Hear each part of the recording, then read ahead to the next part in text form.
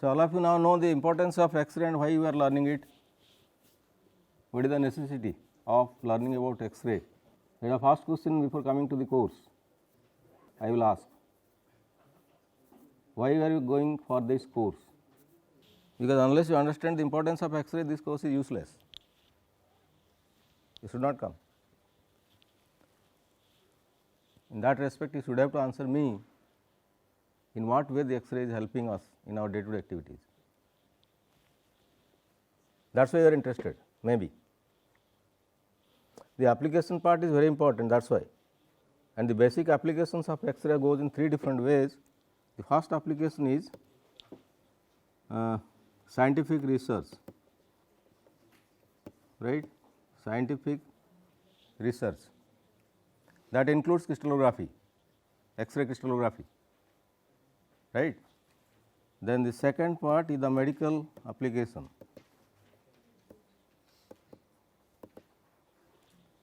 All of you might have known about it, how you are taking advantage of that. And the third one is industrial application. These are the main applications of X-ray for which one should have to learn if they are interested to know about that. First is scientific research, second is medical applications, third is industrial applications, right. We will come one by one later on. So, then now before yes, your answer is now I am telling the difference in scattering and diffraction is that relevant to lambda and the dimension of the object that you want to see. What object you want to see with the radiation having some wavelength? This wavelength and d are very important so far as the length order is concerned. What is the length order? Order is only power of 10. If order is 10 to the minus 10, order is minus 10. That length order I am asking. So, when you are telling the order of length order, what is the length order of lambda? What is the length order of that object you want to see? By doing some experiment, may it be diffraction or scattering. So, if this length order lambda is very large in comparison to that d which you want to see, then that is scattering. But if it is equivalent to d, then it is diffraction. If the length order is equivalent to d, then it is diffraction. But if wavelength is greater than that of d, then it is scattering. And diffraction is the phase relationship among the scattered radiations. So, without scattering there is no diffraction. Therefore, they are interrelated with each other. Unless you understand scattering, you cannot understand diffraction, right. Clear now or having any doubt any? What is the difference in scattering and diffraction? I am not telling X-ray in general, may it be gamma ray, may it be electron beam, may it be visible light, any radiation, any particle, whatever you may think. Definition is very common, right. Once you are telling scattering, then obviously question comes, what scattering? What kind of light? Visible or invisible? It covers everything, right. Visible light scatters, invisible light scatters, beams are also scattering, de Broglie waves are also scattering, similarly diffracting. That is why there is neutron diffraction, electron diffraction. So, definition is common not only for X-ray, but also for all the radiations including beams, electron beam, neutron beam, anything. And basically all of you might have read this course in optics, which is there maybe in second or third semester of integrated MSc. All the optics that you have learned will be applicable here now, everything, because this is X-ray optics, nothing else. Only the radiation is X-ray, otherwise it is also optics. All the phenomena that you have learned there is again coming here as X-ray optics. All diffraction, interference, polarization, everything is again you are coming as X-ray optics. So, whatever rules, regulations, principles that you learned in that course is again coming back here as X-ray optics, although it is invisible, but still optics, because it is radiation. You are dealing with visible, now you are dealing with invisible, that is the only difference. Otherwise, optics principles are all same. there is reflection, there is refraction, there is interference, there is polarization, there is diffraction, there is absorption, there is scattering, everything is there, all are there. So, the coming to the basic constituent of that, first is I told you yesterday, when you are telling an atom, basically atom consisting of a nucleus with positive charge in the center and neutrons, and around it there is a electron cloud, right. Cloud means it consisting of all the orbitals. So, that means it is a ocean of electrons, you can tell, in the space around the nucleus. Then now when the photon is coming, let us say one photon is coming, let the energy of that photon is Hf or h nu, corresponding to wavelength of c by lambda, energy of the photon, right. Then what will happen here, when it comes, two things may happen, it can pass through the atom space available, many spaces are lying vacant.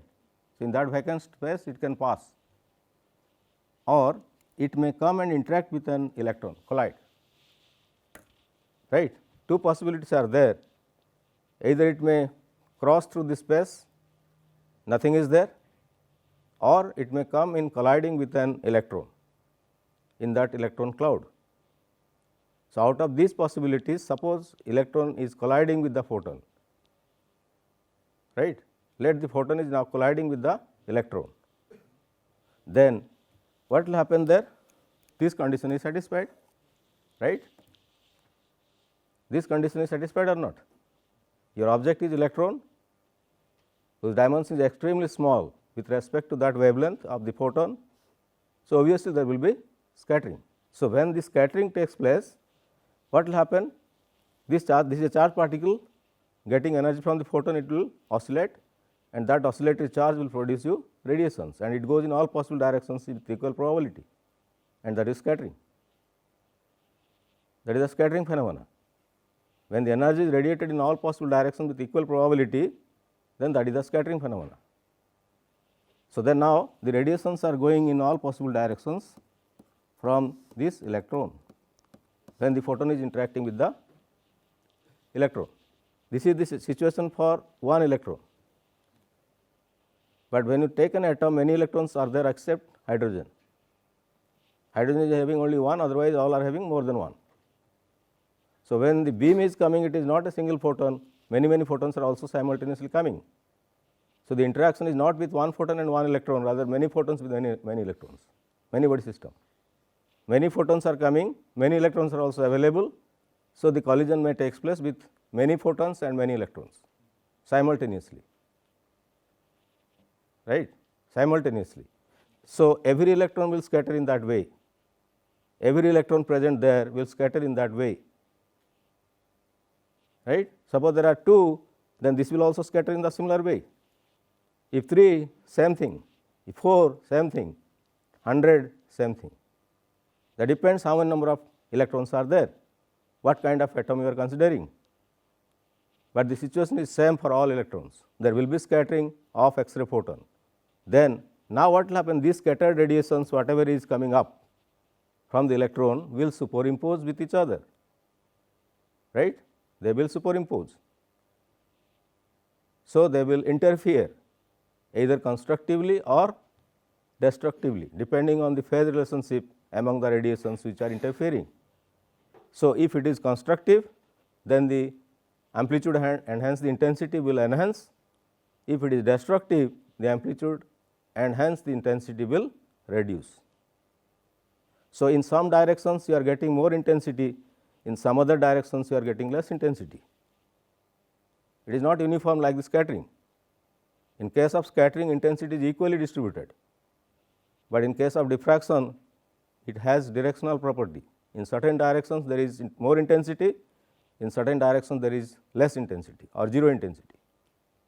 So, diffraction is an directional property, but scattering is non-directional property.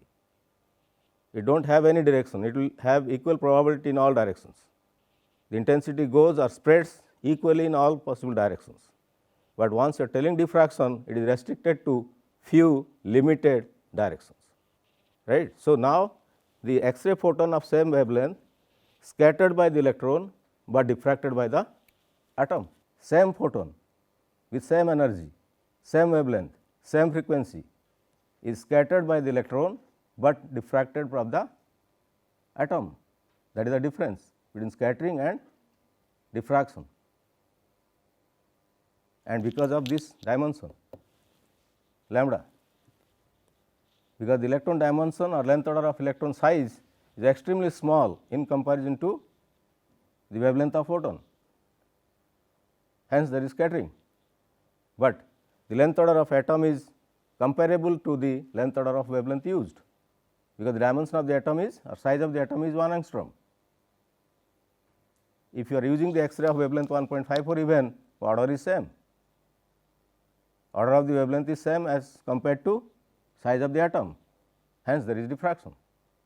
So, the photon of same energy, same wavelength, same frequency is being scattered by the electron, but diffracted from the atom, right. And similar thing happens in visible light also, that you learned, right. Visible light also same thing happens, the condition is same. You may not learn scattering, but phenomena is same. Visible light also scatters, that is why sky is looking blue, and during sunrise and sunset it looks red, it is because of scattering. So, it is applicable to all the spectra, electromagnetic spectra, may it be visible or invisible. Here we are telling invisible X-ray, and you are realizing in day to day life visible light. There is every time scattering and diffraction, it is a natural phenomena. It happens many a times, and you are observing many a times in this nature. Then again the scatterings are of different times, that you know, it may be coherent, incoherent, that is different question, but scattering is same. Once that condition satisfies, everything is scattering, if not, cannot be.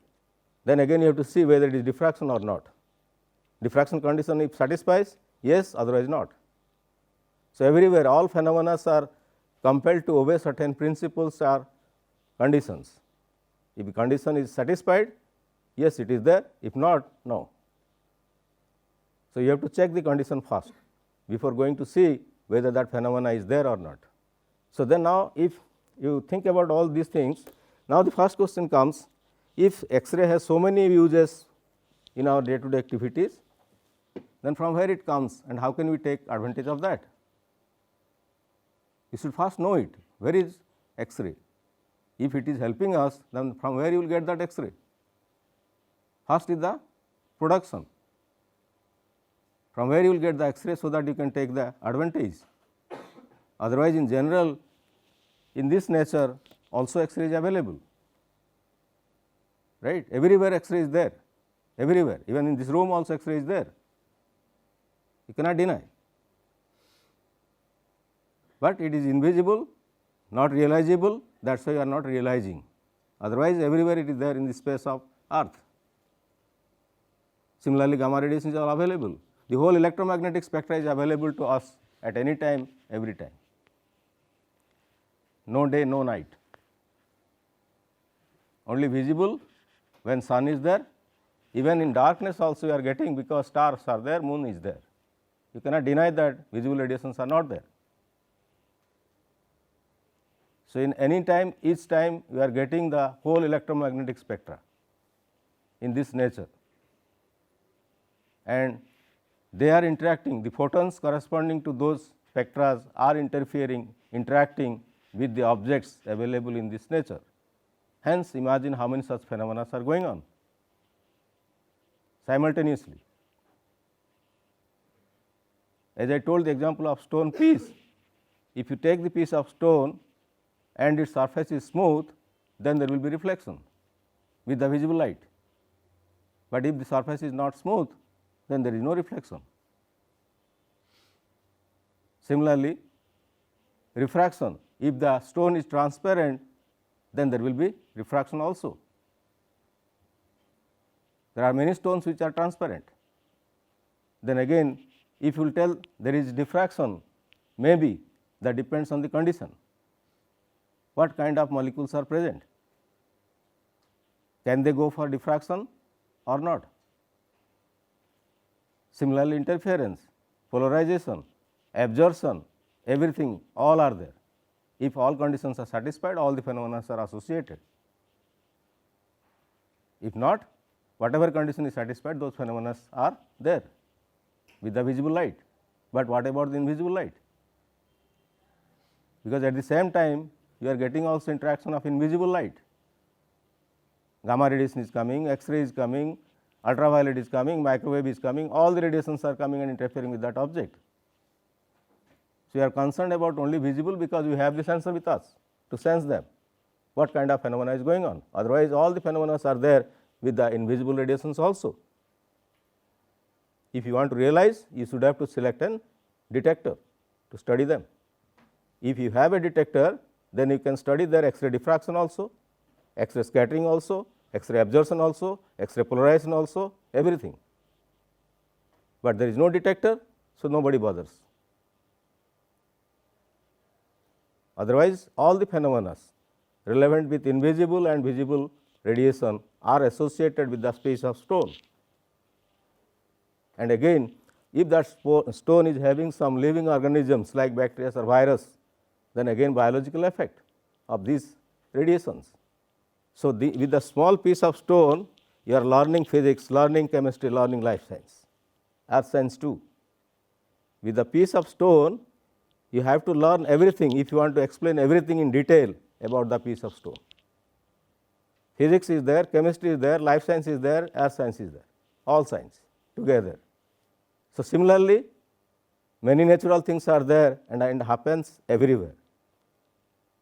Stone is an example I told, otherwise in nature many such stones are there, many such living beings are there, many such non-living beings are there, and those phenomena are everywhere there. But we are now restricting ourselves to only towards X-ray radiation and neglecting all others, otherwise all are there simultaneously, right. So, then now when we go for the interaction and what do you mean by basically in physics we will deal with the interaction of matter with energy. What energy?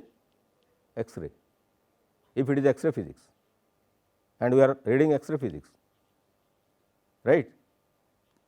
We are reading now X-ray physics, so we are restricted ourselves to know the interaction of X-ray photons with materials, may it be living or non-living, that is X-ray physics or X-ray optics. So, when then now the first question is from where you will get X-ray, may it be for scientific research, medical application, industrial application. You need a source, from where you will get X-ray. There should be a source to produce X-ray, and these X-rays available to us in this nature may not be sufficient enough to go for this kind of applications. They may be weak, they may have weak intensity, may not be suitable for the study. Although it is available, they are useless, not for those purposes. So, we should have get a source which must suitably solve our problem to deal with all those applications. Then now, if we will go for the production part, from where it is produced, how it is produced and what is the principle behind it, then the basic principle tells when energetic electrons are striking a target, right. When energetic electrons strike a target, target means target is a material, then the radiations comes out there are X-rays. Because of interaction of the electron with the target material, some radiations comes out and those radiations are named as X-rays. That is the basic principle of production, right. So, the condition is that if this is an electron and it goes and strikes a target, this is the target, then radiations will come out and these are nothing but your X-ray. Basic principle tells energetic electron when strikes a target, X-ray radiation will come out. But again now you have to see, can any electron can do that? No. That is why it is told energetic electron, right, energetic electron. It must have sufficient energy. Then when it strikes a target, can any material be a target? No. It should have certain properties to produce X-ray. All materials cannot be the target for X-ray production. So, if both are satisfied, then you will get X-ray. If not, you cannot get X-ray. But principle tells energetic electrons when strike the target, radiation comes called as the X-ray. But accordingly you have to know what is the target, what is the energy of the electron. Both are equally important to get X-ray. So, you should have high energetic electrons and suitable target to get X-ray, right. Now, the question is, from where you will get the suitable electron with high energy? There should be a source of energetic electrons, and what can be a target of X-ray production? What kind of material you can select, so that we can get X-ray when energetic electron will strike? Then what are the behavior or properties of those kind of targets, so that we can select it can be a target for X-ray production? And to define that, there are mainly three properties to select whether it can be a target or not for production of X-ray. The first property is high atomic number, high atomic number. The second one is high thermal capacity. Third is it should be a very good thermal conductor. All three properties must be simultaneously there to select a material to be a target material for production of X-ray. It should have high atomic number, high thermal capacity, and good thermal conductivity. Three properties should be there to select a material to be a target material for X-ray production, right. Then now the question is, why these are essential for the target material to get X-ray? First is, if atomic number you will consider, then what is the role of atomic number to be select a target material? Why you will go for high atomic number? What will happen to low atomic numbered atoms? For example, if you take hydrogen, you can never get X-ray, impossible, because it is very light particle, light atom, do not have high atomic number. So, if you go from hydrogen onwards, you will see there are some materials which are having high atomic numbers, and one such example I am telling, it is copper. Copper can be a target material having all the properties, right. Atomic number of copper is 29. Know about the thermal conductivity and capacity. It is a good thermal conductor and it has good thermal capacity, hence can be selected to be a target material,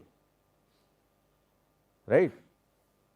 But hydrogen cannot be, sodium cannot be, no other element below copper can be selected to be a target material, because these properties are not simultaneously there. So, then now if you come to the atomic number part, this is the nucleus.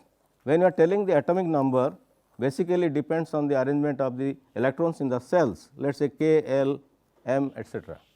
So, you imagine now, if the atomic number is more, whether the binding energy of the electrons are same or different.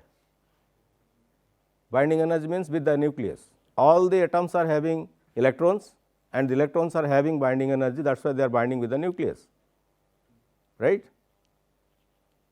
So, if you go from light to high heavy elements, what happens to the binding energy of those atoms? If there is a heavy atom, then the binding energy is more or less, right. It should be, it is more, right. Then now, if it is more, then it requires that much amount of energy to take it out. if you want to take it out, it requires heavy amount of energy, otherwise it can never go, right. If you want to take it out, then that much amount of energy is required to become that free, right. So, if then generally what will happen, if this electron is, there is a vacant place, then now the system is unstable, following come back to the same natural law, now the system is not stable. So, it will try to become stable by possessing minimum energy. How possible it is? Once it is knocking out an electron, it is stable or unstable system now. Then again same back, the natural law tells all the system, every system all the time tries to become stable. How? Procuring minimum energy, right. So long as they do not procure minimum energy, till that time they are said to be unstable, and the processes are going on, changes are going on, phenomena are going on because of that only. May it be chemical phenomena, physical phenomena, biological phenomena, but phenomena are continuing so long as the systems are not stable. May it be atomic system, may it be any material system, does not matter, right. So, the phenomena will continue so long as the system is not possessing minimum energy, and one such system is your atom now, and when the electron is taken out, the system is unstable, right. It is unstable because the energy is no more minimum. When there is a neutral atom, it is stable, right. When it is a neutral atom, it is stable, energy is minimum, but when you knock out an electron from any part of the atom, it is no more stable. So, it will find its path how to become stable,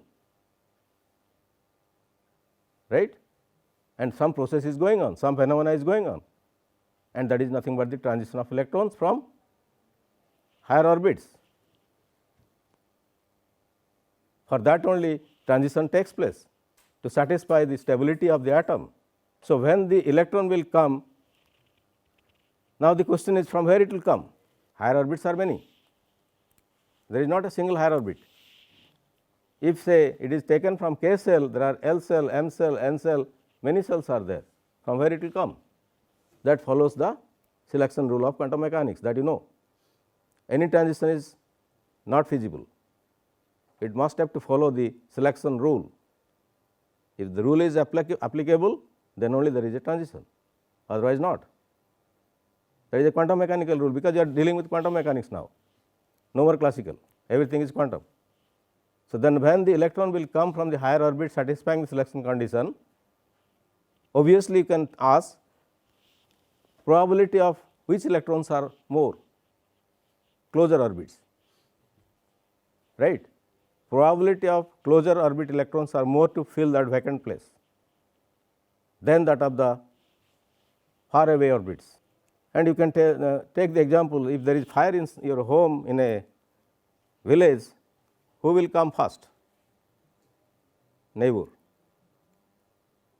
Similar way, right. Far away people can never come to rescue you from the fire, and same thing happens here. The neighboring electrons, whoever is present there, will contribute to fill that vacant place, so that the atom can become more and more and more stable. But again, when that vacancy will come, again instability, right. One electron comes from there, but there is a vacancy again instability, but less stable than the previous case, right, less stable than the previous case, and like that it will continue so long as the system is stable, transitions are going on. And by the way, when you are telling that it is coming from this cell, then what will happen? This electron will lose some energy and it will come out as the X radiation, right.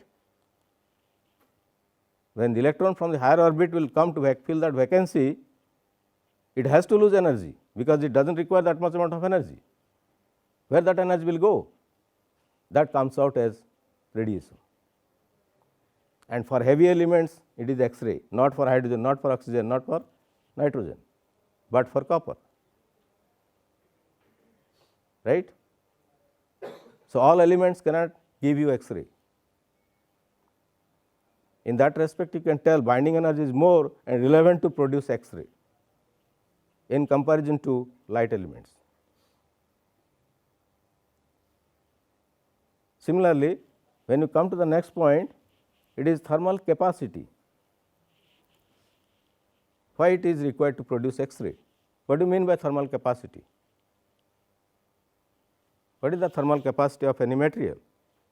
They must have the capacity to hold the heat, because what happens when this electron comes out and colliding with that, the total energy of kinetic energy of the electron, which is extremely high, that is why I am telling it is energetic electron. So, that energy after collision, what will happen? They are now colliding with another electron, right. One electron is now colliding with another electron, out of which one is having very high energy in comparison to the other. But in the collision process, what will happen? The collision process, two things are happening. One is responsible for converting heat energy and the other part is producing X-ray. The energy is conserved in two ways, heat and X-ray. Part of its energy is going as heat energy after collision and the rest is coming out as X-ray. And the amount of heat generated because of the collision is around 98%. Only 2% is giving you X-ray, maybe more than that. So, very less amount of energy is converted to X-ray because of such kind of collisions. Then now you think, if many such electrons are colliding with the electrons, how much heat is generated in the target? If you do not have the capacity to bear it, then what will happen? It will melt, and once it is melt, no production of X-ray, right. It should have to bear that heat generated. That is why it must have high thermal capacity, and at the same time it should have, it is a good thermal conductor, because if that much amount of heat is, although it is having very good high capacity, it can hold the heat, but forever if it will hold, the same thing will happen, it will melt. So, it has to be dissipated continuously to its surrounding, and for that it should be a very good thermal conductor. So, the dissipation of heat energy will take place, otherwise heat will be sinked into the target and ultimately it will melt and the production will stop. That is the reason why these three are essential components to select a material to be target material. So, copper is having all three, that is why it is a target for X-ray production. Similarly, molybdenum is also having all three, it can be a target. Tungsten is having all three, can be a target. So, if all three properties together are there at a time, not that one is there, other two are not there, simultaneously all three properties must be there, then only it can be a target, otherwise not. So, in that respect, copper, molybdenum, tungsten are the target materials for X-ray production. What about the energetic electron? You know about the target, what can be a target to get X-ray. You know about the properties of the electron, it has charge, it has mass, it has spin, it is a quantum particle, all the properties of electron are known to you, right. Then now, how it can be an energetic electron, that is the question, because otherwise X-ray cannot come. Any electron cannot give you X-ray, it should be energetic. Then from where those electrons will come which are energetic? How can you get X-ray? Electron, electron beam. What are the sources of electron beam? From where you are getting electron beam? What are the cathode rays? Is it not electron beam? Cathode rays. And you know the procedure how it came? Cathode rays. Yes. So, it is you can tell it is field emission, electric field. electron is emitted because of electric field emission, right. Similarly, there is thermal emission. If it will be heated, electron will come out, right. So, that kind of emission is called as thermal emission. So, there are various ways you can get electrons, made with thermal, made with field emission, made with photoelectric emission, various ways are there, but you have to select which way is the suitable for having energetic electrons, that is the question, right. From where you will get energetic electrons, all may not be, otherwise our purpose cannot be solved. Electron can come out, but they should have high kinetic energy, that is the essential requirement for production of X-ray. Then from where you will get it? It is by thermal emission, right. If you heat any element, thermal electrons are coming out, thermoelectrons, and they are energetic, and again you can control it depending on the heat created in the material, right, because the number of electrons emitted from the filament is directly proportional to the current. You know the relation I square R T, right. Heat generation is how much? H is equal to I square R T. So, if heat generation is more, then number of electron emission is proportional to that heat, right. If heat generation is more, the number of electron emission is also more. So, therefore, you can control the number of electron emission with high energy by thermal emission by controlling what? Current in the filament circuit. If you can enhance the current in the filament circuit, you can get energetic electrons in large number required for X-ray production. So, energetic electron can be obtained by thermal emission using a filament circuit, where you have every control, number of electron emission, energy of the electron emission, all the controls are with you. So, therefore, the filament circuit is responsible for emitting energetic electrons required for X-ray production. Then now, the first method by which the X-ray is produced, why it is, you know, why it is called as X-ray history? You are telling light ray, gamma ray, but then why it is X-ray? Who has invented that? Ranjan in the year 1895, and he got the first Nobel Prize in physics for that in 1901, first Nobel Prize winner in physics, right.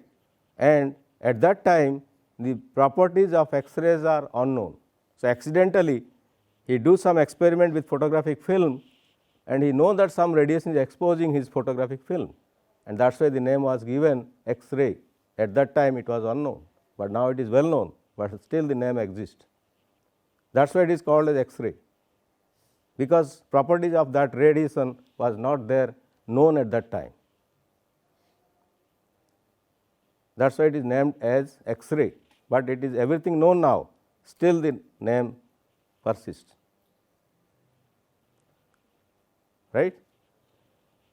So, the now in total X-ray more than 10 Nobel Prize only in X-ray out of total Nobel Prizes given in physics, right. 10 Nobel Prizes only goes for X-ray. The first one is production of X-ray, and similarly the other ones, many in crystallography, many in protein crystallography, many 10 only with the X-ray, right. You know the Bragg's law, they are also getting again in physics. So, not less than 10 Nobel Prizes because of X-ray,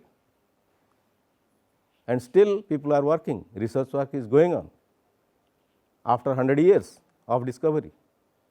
It was discovered in 1895, already 100 years crossed, but the research work does not stop, and we are getting benefit out of it again and again. That is why going on. So, then now the first method by which the X-ray was produced is by Coolidge tube method, right? Coolidge tube method, the first method by which X-ray was produced in the laboratory. Coolidge tube method, right. Day by day many more methods came, and we are now at the stage of synchrotron radiation that I told, right. Synchrotron source is a source of X-ray, very energetic, very much energetic in comparison to laboratory sources, very much energetic. That is synchrotron, from where X-rays are produced.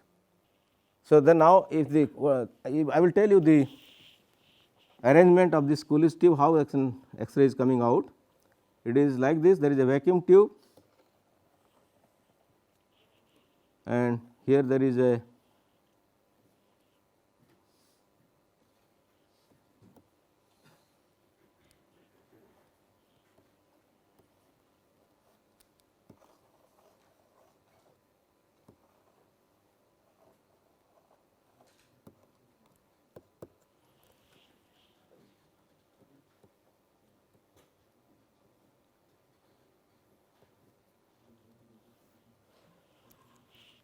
this is the arrangement by which X-ray was produced at that time, named as Coolidge tube method.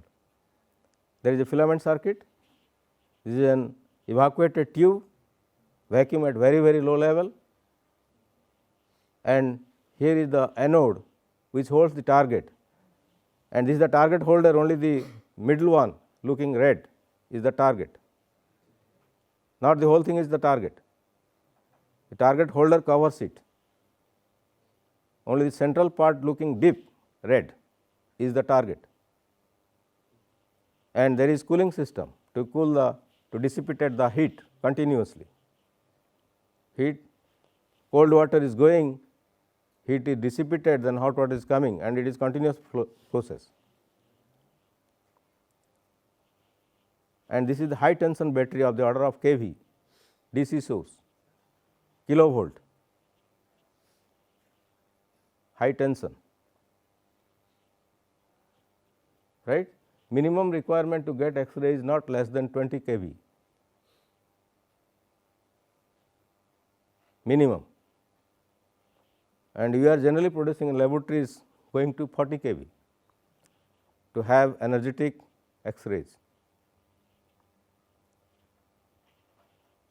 That is why it is high tension source, but DC. The supplies are all AC, but using rectifier circuits and step up transformers, the voltage is enhanced to that order, right. Using step up transformer and rectifier, you are getting DC source at high voltage used for X-ray production, because the order of voltage is minimum 20 kV, otherwise you will never get X-ray. So, then now the production goes in this way. Here if you control here is the rheostat, you can vary the current in the filament circuit. Varying the filament current, you can get more number of electrons with high energy, and here there is a potential to accelerate further the electrons emitted from the filament, right. Then these are energetic electrons, goes and strikes this target, this is the target holded by target holders, right. Target is held by a target holder, and that holder is again connecting with a cooling system. These are all good thermal conductors, so that the heat can be dissipated when the electron is colliding with the target. Then here you are getting the X-rays, right. These are X-rays. X-ray comes out. So, then now the question is, what is the X-ray spectra origin? Because if you tell electron comes and collide with the target, it is meaningless from where it comes.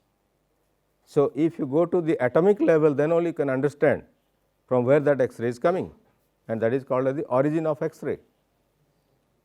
Right? Production and origin are different.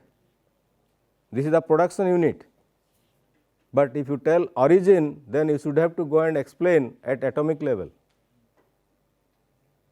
That is called as the origin of X-ray. In production, origin is a must. Without that, you can never get X-ray. But you have to explain everything at atomic level. Right?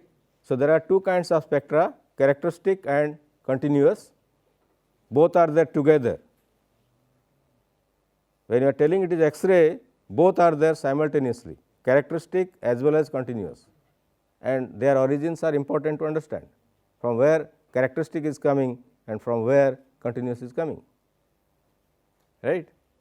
So, if you understand the production, you must have to understand the origin of X-ray.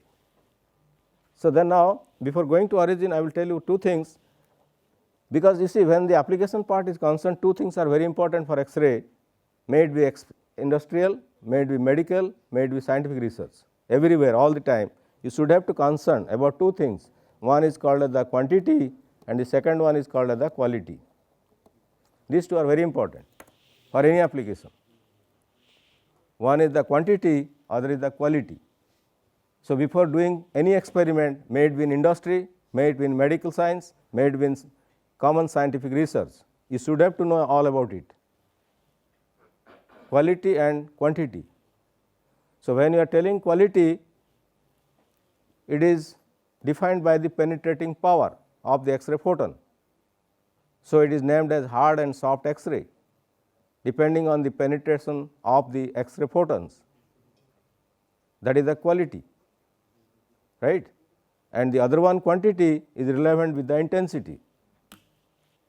Both are equally important to select for any experimentation, may it be in industry, may it be in medical, may it be in scientific research. All the time you should have to take care of these two. What is the quality of X-ray that you need and what is the quantity of the X-ray that you need for the experiment, right. So, when you are telling that quantity and quality, hard and soft, two things are there. Hard means more penetrating power, soft is less penetrating power, right. So, if the density of a material is more, then obviously you can tell the absorption is more, right. It will absorb more, but if it is less dense, then it can penetrate more. But this light cannot penetrate even 1 millimeter thickness of steel sheet, right.